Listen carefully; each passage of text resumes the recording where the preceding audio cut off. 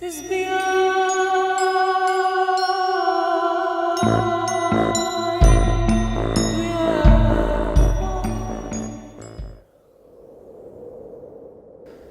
Why photograph? Why photograph? Why do people photograph? Why do they spend money on expensive equipment and supplies and on masterclasses?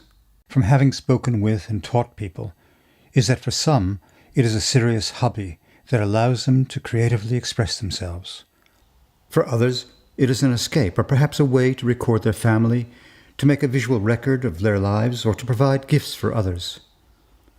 For the serious amateur, on a more basic level, it provides an amount of admiration for their work by others, and it may be an unconscious expression of love. In my listening to people about their photos, often it seems as if they do not recognize the more profound needs it fulfills for them. Because of that, and because they may have low expectations for their work, they often limit the scope, depth, and beauty of what is possible. An emotionally truthful photograph shot on a poor quality mobile phone camera is more interesting than an emotionally empty but large image shot on an expensive DSLR. I want to explain why this series of films and books is called Filling the Box. One day, the brilliant Russian cellist and teacher Mstislav Rostropovich had a skilled student in his class. After the young man finished playing, he looked up at his master expecting a critique and perhaps praise. Instead, Rostropovich handed him a finely inlaid box. He asked the student what he saw.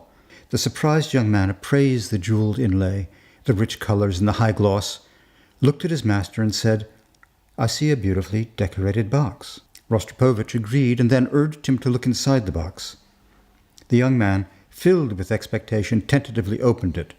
Rostropovich asked, "Now what do you see?" The surprised young man replied, "Master, there's nothing inside."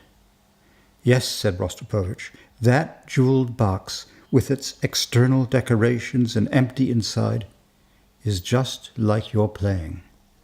I continually ask myself if my pictures have any meaning, and whether they matter in the world we share, or are they simply like the empty box. Recently I met others who are asking similar questions. I suspect part of the reason for this is that we have all been let down so badly by the political, religious, business, and media leaders. We are turning away from the superficial towards more profound questions. This talk is the result of the many years I have thought about and made photographs, and this and the next few talks offer a way of thinking about those questions. It is therefore a personal view of the medium as well as a gesture of sharing. What I see people photographing and presenting is often the outside of the box. Wonderful, inventive technique and super real images, but they seem empty because they are neither about the lives we share nor the problems we are concerned with. They are glorified snaps, postcard views, superficial images of loved ones, more candy-colored landscapes at dawn and fireworks at night that tell the rest of us nothing about real life we can't witness ourselves. In short, they communicate very little about the things that matter. I'm not making a judgment. People should pursue that which makes them happy. But I want my heart and my mind to be fed with food for thought, beauty and truth rather than more shiny bling. I know I do not represent the vast number of people who are concerned with making pictures, but for those who wish to find a way to connect what they love and care about with the pictures they make, these little films and texts may offer you some food for thought. Thank you for listening.